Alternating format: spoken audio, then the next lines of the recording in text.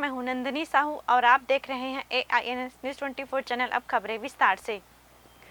छत्तीसगढ़ की राजधानी रायपुर में होने वाले 3 दिवसीय राष्ट्रीय आदिवासी नृत्य महोत्सव की तैयारियां लगभग पूर्ण हो चुकी हैं। इस महोत्सव में भारत देश के 1400 कलाकारों के साथ अन्य 9 देशों के कलाकार भी शामिल होंगे। मुख्यमंत्री भूपेश बघेल ने इस महोत्सव से आदिवासी संस्कृति का आदान प्रदान होने की बात कही। छत्तीसगढ़ की राजधानी रायपुर में 1 नवंबर से 3 नवंबर तक आयोजित होने वाले राष्ट्रीय आदिवासी नृत्य महोत्सव की तैयारियां अपने अंतिम चरण पर हैं।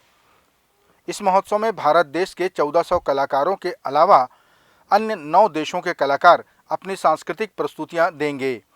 मुख्यमंत्री भूपेश बघेल ने राष्ट्रीय आदिवासी महोत्सव को लेकर कहा कि यह कला और संस्कृति के आदान प्रदान का एक जरिया है, जिससे छत्तीसगढ़ की संस्कृति को भी पहचान मिलेगी।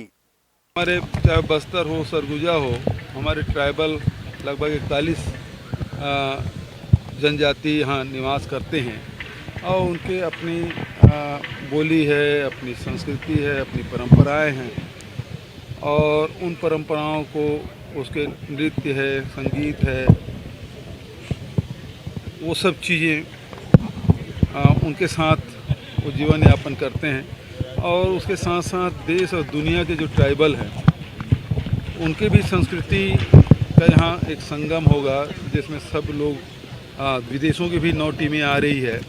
1400 कलाकार तो देश के अंदर के होंगे और 100 कलाकार विदेश के आएंगे और सभी लोग अपने कार्यक्रमों को दिखाएंगे। तो देश और दुनिया के जो जनजाति जो संस्कृति है उससे जानने का और छत्तीसगढ़ के जो गौरवशाली जो हमारी परंपरा और संस्कृति है आदिवासियों की, उसे देश और दुनिया जाने, इसके लिए आयोजन है।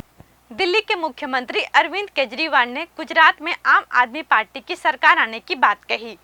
उन्होंने चुनाव जीतने के बाद मुख्यमंत्री का निर्णय जनता पर छोड़ दिया। इसके लिए उन्होंने एक नंबर भी जारी किया है, जिसमें गुजरात के नागरिक फोन करके, मैसेज करके या व्हाट्सएप करके अपने चहेते चेहरे के बारे में बता सकते हैं। दिल्ली के मुख्यमंत्री अरविंद केजरीवाल ने गुजरात में कहा कि यहां आम आदमी पार्टी की सरकार बनने जा रही है। उन्होंने यहां के मुख्यमंत्री के लिए जनता को जिम्मेदारी दी है।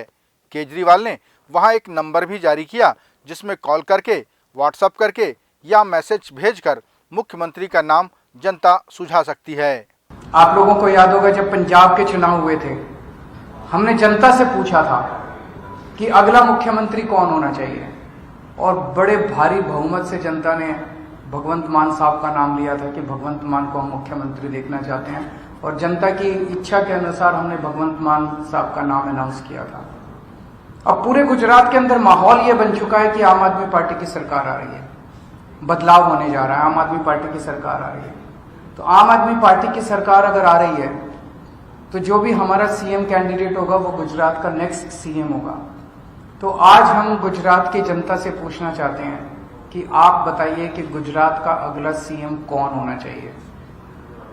हम इसके लिए आज जनता की राय जानने के लिए एक नंबर जारी कर रहे हैं। इन दिनों नोटों पर फोटो लगाने को लेकर चर्चाएं जोरों पर हैं, जिसे लेकर छत्तीसगढ़ के मुख्यमंत्री भूपेश बघेल ने कहा कि यह अरविंद केजरीवाल का चुनाव के दौरान खेले जाने वाला भावनात्मक कार्ड है।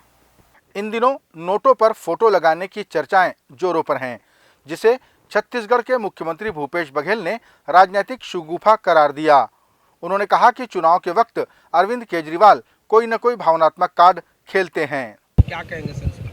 देखिए, नोट पे किसकी तस्वीर होगी, अलग अलग समय पे अलग अलग सिक्कों पे, नोटों पे तस्वीरें भारत सरकार तय करती है। लेकिन अभी वोट के खातिर केजरीवाल जी ने ये शगुफा छोड़ा है। लेकिन मैं देख रहा था कल समाचार में कि जिन महापुरुषों की तस्वीर वो लगाए थे और जिसके नीचे बैठ के प्रेस से चर्चा कर रहे थे, एक तरफ अम्बेडकर जी थे, एक तरफ सरदार भगत सिंह जी थे। क्या दोनों के विचारों से यदि वो दोनों जीवित रहते तो केजरीवाल जी उन महापुरुषों के समक्ष रह के बात कह पाते? क्या उनके विचारों से यह अभिप्रेत है जो ये बात कर रहे हैं? क्या उन महापुरुषों के विचारधारा यही थे? तो ये केजरीवाल जी सही मायने में एक जहाँ जहाँ उनको चुनाव लड़ना हो तो उसके लिए वो एक भावनात्मक कार्ड खेलते हैं। गुजरात में विधानसभा चुनाव की तारीखों की घोषणा कभी भी हो सकती है। इसे लेकर राजनीतिक पार्टियां वहां सक्रिय हैं। कांग्रेस पार्टी का प्रचार करने राजस्थान के मुख्यमंत्री अशोक गहलोत गुजरात पहुंचे। वहां उन्होंने कहा कि गुजरात में लोकतंत्र नाम की कोई चीज नहीं है। गुजरात में विधानसभा चुनावों की तारीखों की घोषणा कभी भी हो सकती है, इसलिए राजनीतिक पार्टियां वहां डेरा डाले हुए हैं। राजस्थान के मुख्यमंत्री अशोक गहलोत ने गुजरात में कहा कि राजस्थान में विकास के कई सोपान हमने गढ़े हैं। उन्होंने गुजरात में लोकतंत्र न होने का आरोप लगाया। यहाँ तो काला झंडा दिखा दो प्राइम मिनिस्टर को और लोग जेल भी जाते हैं, पासा लग जाता है। ऐसा कभी होता है क्या देश के अंदर? अरे काला झंडा दिखाने नजर नहीं लगती है। कल ही मैं कह रहा था एक मीटिंग के अंदर, काला रंग किसे कहते हैं? माँ अपने बच्चे को काले टीका लगाती है, काला रंग वो भी। आप बताइए, उसको लेके इन्होंने मुकदमे दायर कर दिए।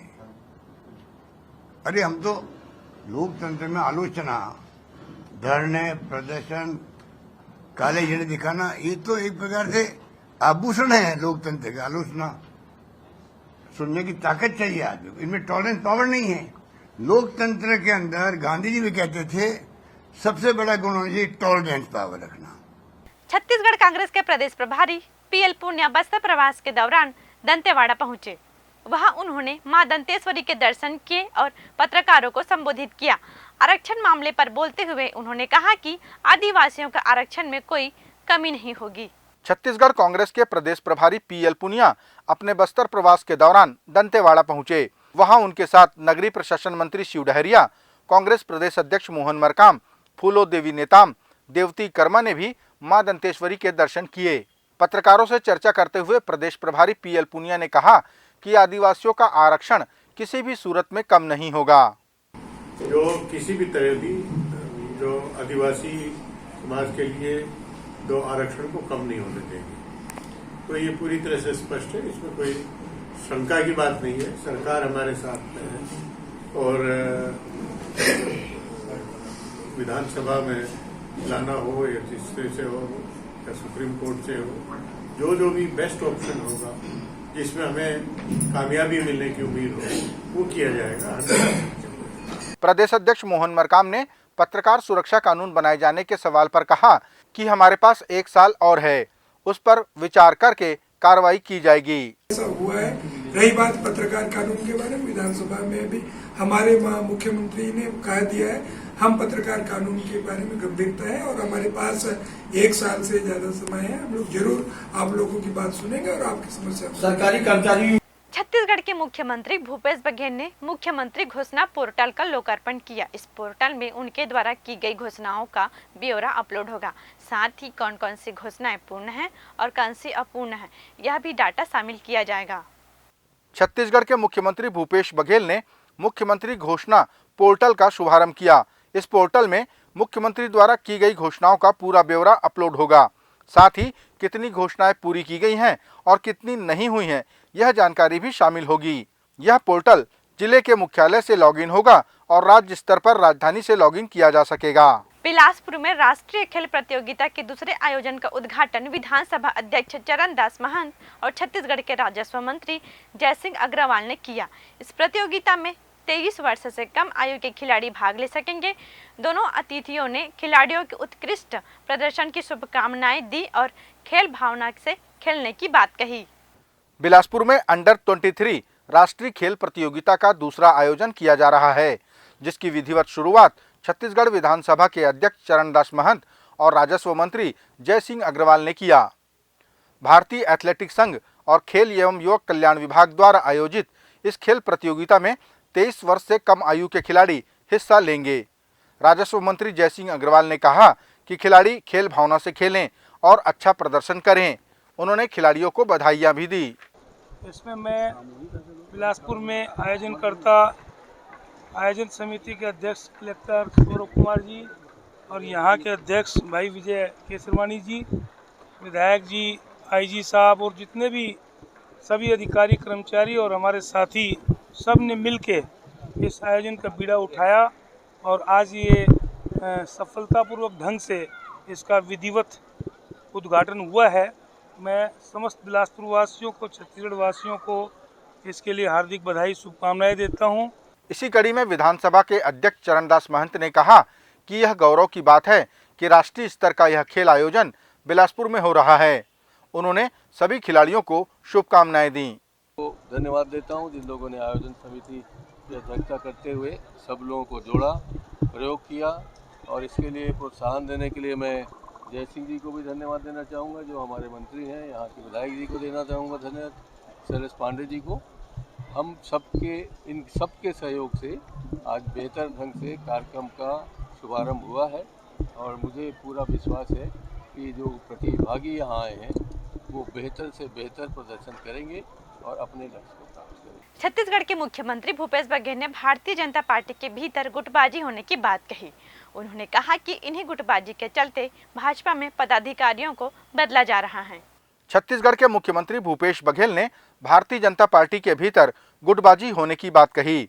उन्होंने बताया कि पूर्व मुख्यमंत्री डॉक्टर रमन सिंह को अकेले दौरा करने पर पार्टी से डांट पड़ी है।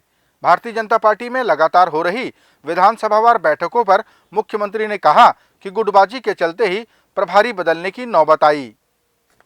लेकिन मुझे पता चला है रमन सिंह जी को खूब डांट पड़ी है और उसको कहा गया है कि आप अकेले दौरा नहीं करेंगे। तो गुटबाजी लगातार उभर के सामने आती, उसे दबाने कितनी कोशिश करते करते पुरंदेश्वरी जी की छुट्टी हो गई। अब दूसरे जो आए हैं, फिर तीसरे आए हैं। अब देखें उनकी गुटबाजी कितना वो लोग संभाल पाते हैं। ये थे आज के प्रमुख समाचार। आप देख रहे थे AINS News 24 यूट्यूब चैनल। कल फिर मिलेंगे ताज़ा तरीन समाचारों के साथ। तब तक रोजाना की ताज़ा खबरों के लिए आप हमारे लोकप्रिय यूट्यूब चैनल AINS News 24 को सब्सक्राइब, लाइक और शेयर करना न भूलें। नमस्कार।